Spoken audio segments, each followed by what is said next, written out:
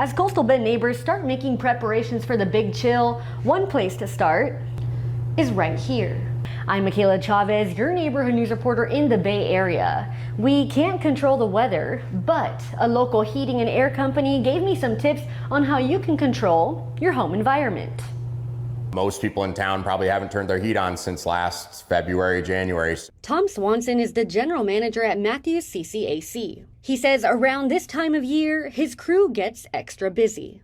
When it gets cold like that, we get an influx of calls. We get a lot of people calling saying, hey, something's not working right. He shares some common problems they hear over and over again. Windows not being as efficient or insulation, things like that. We get a lot of that where maybe the heater's not keeping up. So we hear a lot of that. We hear a lot of the smell coming on the heater for the first time. That's a big one for us. So let's dive into it.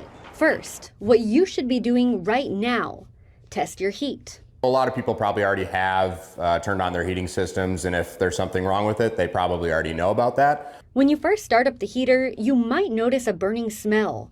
That comes from dust and debris that gets through the filters over the years.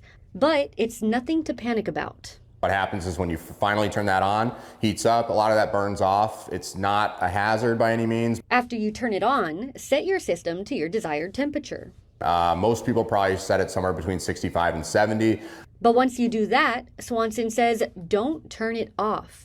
When you turn something off, just like the AC, the items in your house will heat up, or in this case, they'll cool down, and it'll take longer for you to actually heat your house. He recommends turning your heat on Sunday evening. Once that temperature drops down into the 50s, 40s, your house temperature will start coming down. Once your system reaches the set temperature you put it at, even if you're asleep at 2 in the morning, that heat will finally kick on and it'll start warming your house for the morning. And if you use space heaters, make sure they are safe and not old. You're going to want to set those in an area that's clear of any type of blanket or anything really. Just set it in an area that's got a lot of space. And never leave the house without turning it off. If you have more questions on how to prepare your home, you'll find a link to my story. Just go to our website, christv.com. With your neighborhood news in the Bay Area, I'm Michaela Chavez at Chris 6 Sunrise.